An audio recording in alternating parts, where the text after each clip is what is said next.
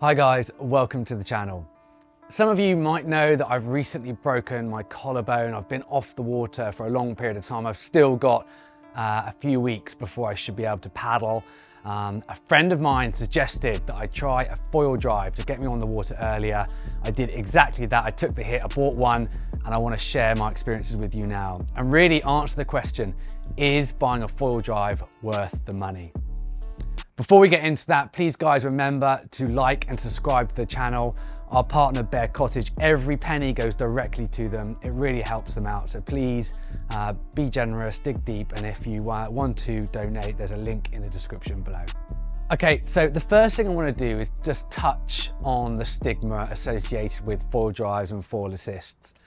And I have to put my hand up, like I do still hold a little bit of that stigma in myself. Like I was in the lineup a couple months ago and somebody came out on a foil drive. They were very competent, but you could still hear the motor popping out and making squealing and making a bit of a noise. There is also an element of, we've all been asked the question when you come off the water by a random member of, you know, what's that foil driven by? You know, what have you got a motor there? And when you turn around and say, yeah, there is a motor there, I don't know, a little part of me died inside. It's quite interesting. That all being said, I have to say that as people are getting better, the foil drive is looking much better. People are really starting to rip on it. Not just the pros, but your average foil drive user is becoming much more competent. I remember in the early days of winging, it looked very kooky. And then as time's progressed, it's got better and better. And I think we're starting to see that with foil drives as well and foil assists. And I'll be honest with you, like when you're actually using a foil drive, you don't care because it's so good. You're getting so many waves. All of that stigma disappears almost instantaneously. It's quite an interesting concept. So yeah, what I would say with that is I think the stigma is slowly slipping away. The characters that foil drive have got under their belt are all incredibly good foilers in their own right. They use it as a tool depending on when the conditions, and I think that's where it fits in really well. The second point I want to make is all about learning to foil drive itself. I had an expectation, very foolishly, that I'd be able to jump on it straight away. And actually, I was pretty shocked that as a competent foiler, it took me a while to get used to it. It really did. This all starts with actually unpacking it and putting it together on your board. That took a surprising amount of time. I was expecting, again, that just to be, you know, straightforward, just plunk it on. I think I probably spent about 3 hours tweaking with my equipment before I even thought about getting on the water. I was getting a little bit frustrated actually towards the end, but trust me, it's worth it and it's worth putting in the time to make sure you get it right. So make sure that you check out all the videos, you read it all, you do your research.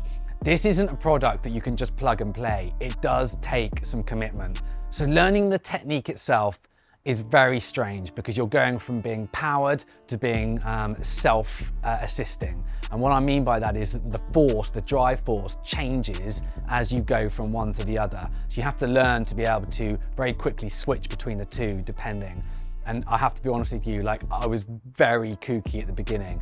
I didn't actually get any footage of me in the very learning process, which is a shame because it would have made a very good viewing. But Chris, my friend, was a good sport and he allowed me to film him do the first couple of runs. And you can see, you know, how challenging it is. And he's a very good foiler. But what I will say is that it is very rewarding because the learning curve is really steep.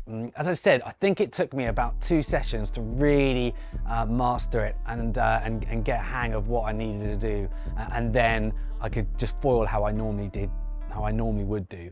You get the return really quickly, and that is something that gives you a lot of enjoyment.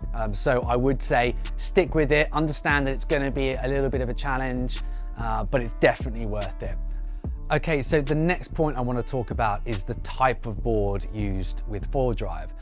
It seems like the trend at the moment is everyone's using these mid-length 55-litre boards that they can get up on and then pump around. Now, that wasn't an option for me. I did try something like that in the early stages, but I just couldn't get up using my shoulder. So unfortunately, I had to use bigger boards. I say unfortunately because actually I really enjoyed it.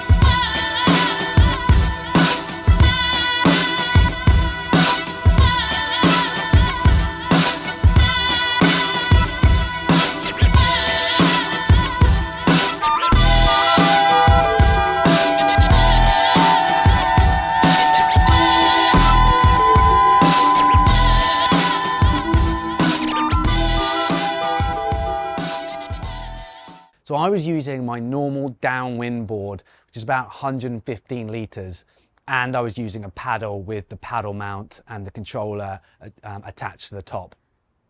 I found this to be a really good way of being able to get up onto foil. It makes it much more efficient, so I can use a smaller foil. It's easier to get up onto foil as well, so you get the returns much quicker. And if you're somebody like me that's got an injury, then it's much more accessible. So it can give you that return really quite quickly without having to learn a whole new different process. I also think it's really good training if your intentions are to end up downwind paddling using a SUP. It really does give you the balance, the timing, everything you need all the tools you need to be able to learn the downwinding phase. And also, I found using it for downwinding is that it's also a bit of a get out of jail free card. The worst case scenario is if you run out of battery or there's a malfunction or whatever, you've still got an ability to be able to paddle home. And I found that quite comforting. You do feel quite vulnerable on a very small board doing a downwind run when you fall in, and just being in my happy place with the paddle seemed to calm the nerves a little bit. So with the paddle itself, I put the mount under my thumb and I've had no problems with it. It's easy to use, I can get to it the whole time, and then when I'm obviously downwinding itself, it just goes into my other hand. I hardly use the paddle, but it is a bit of a stabilizer, safety blanket, and something that I'm definitely going to use going forward. Yes, I probably will end up very soon going onto these shorter boards and giving that a go, particularly with prone foiling and jumping into the rolling swells. That's something that I'm definitely going to use the four-wheel drive for. But when you've got an injury or you want to learn to downwind, actually using a downwind board, I think, is overlooked a little bit, and I have had a great time using it.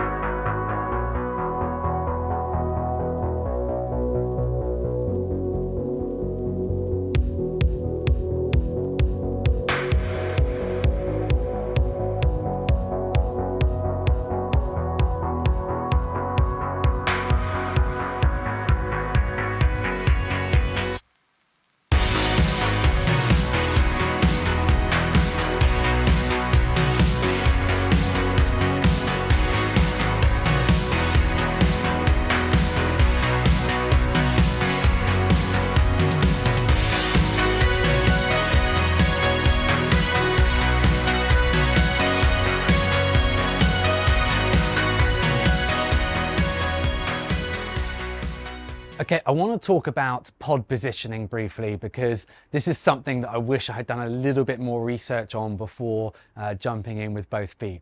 So I went with the slammed, which is the 15 centimeters. So basically as high up the mast as you can go without the propeller hitting the board. The idea behind that is I wanted to be able to do a lot of surfing, and I just wanted the full drive just to push me onto waves. Yes, it does that really well. The big disadvantage is that it doesn't e-foil very well. It's quite challenging to get to places because of the separation between the board and the water. The prop comes out in the water quite a lot, it makes a horrible noise, and sometimes it can be quite frustrating. Particularly trying to go upwind, if you're doing a downwind, if you use any type of chop or wave, it's really quite challenging.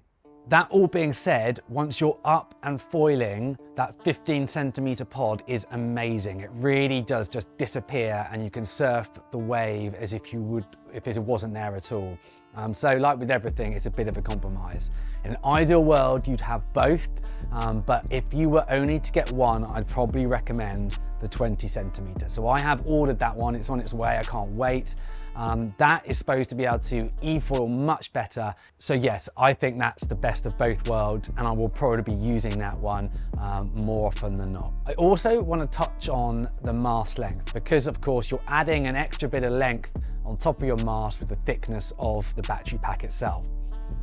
So I started off using a slightly longer mast than I normally do. So I'm normally on a 795 and I bumped up to the 865. I found that very uncomfortable whilst riding waves. It was just too high with that extra added length of the battery pack. I then went back down to my normal mast that I used, the 795, and it worked really well. Yeah, there was a little, you do feel yourself a little bit higher, but generally you just get over that straight away. So I would recommend just using the mast that you're used to as opposed to making any compensation. Okay, so is a foil drive worth the money?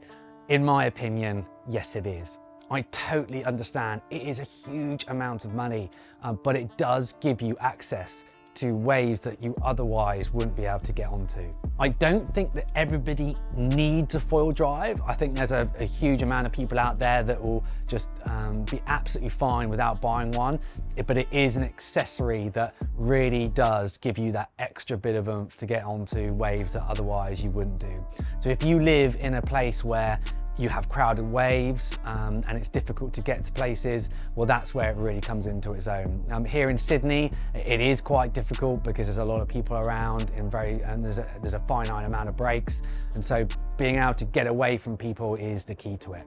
I can honestly say that if you can stretch yourself to be able to get one, maybe you're selling some other bit of equipment, you will not be disappointed. I don't know anybody that's bought a foil drive, particularly the Gen 2, that said it's rubbish. It really, as soon as you're on it, it really is a game changer. Going forward, I still will be using the foil drive when I can get back to paddling again, but I will be using it selectively, so condition based. For downwinding in particular, I am absolutely going to continue downwinding, paddling without the foil drive, but I will be using it when perhaps I haven't got a lift and I need to self-position, or if the conditions are a little bit beyond me and I'm a bit worried that I won't be able to paddle up the smaller foils.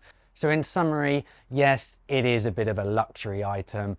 Not everybody needs one, but if you can stretch yourself, you will not be disappointed, I can guarantee it. It's given me access to waves that I haven't been able to ride up until now. And for somebody that's got an injury like myself, it has got me onto the water way earlier than I would have been able to otherwise. For nothing else, I've justified it in terms of mental health. Being able to get back on the water again has made a huge difference. I hope you found that useful. I hope you got something out of it. Like with always, guys, please leave your comments below and I'll get back to you as soon as possible. All right, see you on the water again soon. Phew.